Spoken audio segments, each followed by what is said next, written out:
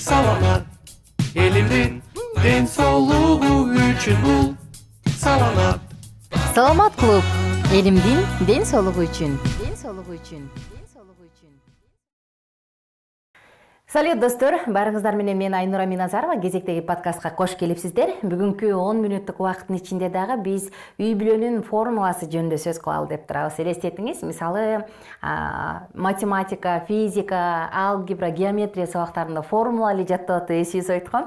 Анысы кандай турмушта жаттай турганда формула бар экен, бул үй бүлөнүн формуласы. Бүгүнкү биздин коногубуз үй бүлөлүк тажрыйбасы мол, 40 жылдык тажрыйбасы бар Куржуну Бай агабыз төрүбүздө. Мен ойлойм ушу алдыдагы 10 мүнөттүк убакыт ичинде агабыз бизге керектүү, сонун жашообузга чын эле керектүү болгон маалыматтарды айтып берет деп. Саламатсызбы, Жолдош Амуратович? Кандай жетип алдыңыз? Жакшы, рахмат. Сиз менен амандашканыма кубанычтамын. Мен дагы. Ушул 40 жылдык үй бүлөлүк жашоодо үй бүлөнүн формуласын бир ойлонуп көрдүңүзбү? Үй бүлө мондай болушу керек экен деп. Албетте, ойлонгун келбесе дагы ойлонот экенсиң да. Анткени үй бүлө баалуу болгондуктан ата эне үчүн, аны сактап калуу үчүн адам күрөшөт экен аябай. Күрөшкөнгө күрөшчү майдан бар да, тоскоолдуктар толтура, кыйынчылыктар, сыноолор, келишпестиктер деген нерсе аябай көп учурайт. Анан баягы каалайсыңбы, каалабайсыңбы күрөшүүгө туура келет да. Анткени адам аялын сүйүп үйлөндү. Сүйүп үйлөнгөн нерсе анын үчүн өтө баалуу, аны жоготкусу келбейт. Анан сүйүп алган нерсе дегенде аябай сүймөнчүктүү көрүнгөнү менен кийин үйлөнгөндөн кийин тикенектери чыга башка жактарда чыга баштайт да. Муну баары эле адамдар жок деп айта албайт. Анан экөөнү салыштырып, бир жагынан сүйөт, анан бир жагынан күйөт дегендей, эмне кылыш керек эми? Кантип тең салмакты сакташ керек деп адам формула түзөт. Анан Кудайга рахмат, 40 жыл болуп кетиптир. Мен өзүм дагы таң калып кетем кээде, ошо 40 жыл кантип мага аям чыдады экен деген сыяктуу болуп, же болбосо мен. Анан формула эмне? Формула улуу акылмандуулук, формула бул ар бири өз ордун ээлеш керек үй бүлөдө. Ошого жараша аракет кылса, бул үй бүлө сакталат. Эркек, аял, балдар деп. Рахмат. Ушул көбүнчөчү баягы тойлордо, тушо тойбу, үйлөнүү тойбу айтор тойлордо ынтымактуу болгула, ынтымак болсо баарын жеңесиңер деген сөздү айтат го. Бирок эми ынтымак деген бул кээ бир адамдар мүмкүн ынтымакты кантип ынтымактуу болуш керек экенин билбеши мүмкүн да. Ынтымакта эле биз урушпаш керек. Бул жерде спорный суроолор болбойт. Бул жерде ар кандай көз караш болбошу керек. Баары мындай сонун жымырайып туруш керек деп ойлойбуз го. Чындыгында үй бүлөдө ынтымак деген бул эмне экен? Ошол чыныгы мындай реалдуу жашоодо, фильтрсиз жашоодо. Аябай маанилүү суроо, ошого жараша аябай татаал суроо. Кеңири жооп бергенге дагы мүмкүнчүлүк болсо жакшы болмок. Бирок сен айткандай ынтымактуу болуш керек деп койсо эле жымырай ынтымактуу болуп баары зымга тизгендей деп коет го, жакшы болуп калбайт. Муну жашоо өзү дайыма далилдеп турат. Менин башыма өткөн нерсе дагы ушуну далилдейт. Ынтымак болуш үчүн үй бүлөдө мен ата катары 40 жыл ата болгон киши адам катары эле айта алам, кыскартыпчы. Ынтымак болуш үчүн тигини кылба, муну кылба, аны жасаба деп эле диктовать этип адамды жемелей берүү ынтымак алып келбейт. Ынтымак болуш үчүн үйдө, иреттүүлүк болуш үчүн, тартип болуш үчүн үйдө, жакшы үй бүлө болуш үчүн ата өзү үлгү болуш керек. Анан ата жанагы тигини кылба, муну кылба дебедим беле, айтпадым беле, тигинин баласын карачы, мунун баласын карачы деп ушундай сыяктуу сөздөрдүн баарын ташташ керек. Ата өзү үлгү болуп, ошо балдары, аялы ошо атаны көрүп, анан ошондон жакшы нерсе ала алгыдай жашоо образын жүргүзүш керек да атачы өзү. Атада бире турган үй бүлөсүндө жакшы нерселер көп болуп бай болуш керек. Анын үчүн ата дайыма куржун толтуруп жүрүш керек. Бул жан дүйнөсү, куржун дегениңиз. Куржун деген адамдын ички жан дүйнөсү, түшүнүгү, жүрөгү. Адам үчүн эмне баалуу? Чын эле башында айткандай адам үчүн үй бүлө, аялы, балдары, кызы маанилүү болсо, алардын бактылуу болушун аябай биринчи орунга койсо, болгон күч аракетин жумшаганга даяр болсо, үй бүлө келечекте жакшы үй бүлө болуп, балдары бактылуу болуп, ал кетирген катаны кайталабай, ал түшкөн чокко түшпөй дегендей, ал түшкөн аңгекке кулап калбай, ошолорду айланып өткөнгө балдарын үйрөткүсү келсе, бактылуу кылып, албетте ата куржунду жыйнайт, ички дүйнөсүн байытат, аракет кылат. Ошо жашоодон көргөн жаман жактарын, жакшы жактарын таразалап, жаман жактарын тыштап, жакшы жактарын көңүлгө түйүп, анан балдарына бергенге аракет кылат. Рахмат, абдан сонун жооп болду. Жолдош мырза, биз мурунку подкастта мен сурадым эле да, мисалы кыргыздарда эбактан эле аял жакшы, эр жакшы дегенде, анан аял болбосо, аял ынтымактуу болсо, аял чыдаса дегендей кылып, бир аялды үй бүлөнүн ынтымагы үчүн дагы, анан үй бүлөнүн ынтымаксыздыгы үчүн дагы күнөөлөп келет эмеспи? А сиз айта кеттиңиз эле ошондо. Эркек Кудайдын алдында жоопкерчиликтүү депчи. Эгерде ошондой боло турган болсо, анда чындыгында аялдын ролу эмне да бунда? Үй бүлөдө аялдын ролу албетте аял үй бүлөнүн куту деп бул айткан сөзгө кошулам.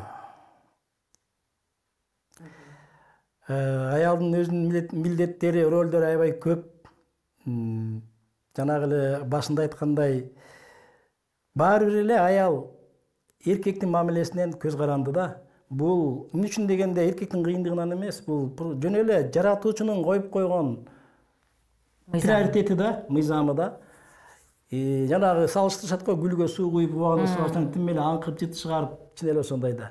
Эгер биз аялга ошончолук назик, туура, сүйүү менен мамиле кыла алсак, ал андан көп эсе ашырып, кайра үй бүлөгө да өзүңө да кайтарып берет. Эми аялдын ролун айтыш кыйын, анын үчүн аялдардан сураш керек го дейм. Мисалы, сиз үйлөнүп аткандагы учур менен азыркы учурда келгенде, аял киши мүмкүн да. Мисалы, байкелерден көп каласың, ал эми тамагын жасап жүрөт да, үйүндө өзүнүн жумушун кылып дегендей бөлүп коет. Кимдир бирөө болсо айтат, аялым менин жанымда дайыма мына мен күйсөм күйүп, мен кубансам кубанып турат деп өзүнө бир тыл катары көрөт да. Ошол жагынан айтып берсеңиз. Мен сен айтып өттүң, тыл деп. Аял Кудайдын сөзүндө эркектин кабыргасынан жараткан деп, жаратылган деп айтылат. Мунун башка да бир мааниси бар. Кабырга эми ички органдардын баарын сактап кармап турганда эле аялдын ролу өтө күчтүү. Жанагы эркектин үй бүлөгө жасай турган мамилеси, ошону баалап барктап, эркекке поддержка болуп, жардам берип, жөлөнүш таяныч боло турган нерсе аялда болуш керек да, бар да аялдачы. Аялдын ушул, эгер аял болбосо, анда эркек өзүнөн өзү жүдөп эле жоголуу жолунда болуп калат да. Бу дагы ошо жаратуучунун өзүнүн планы да, максаты.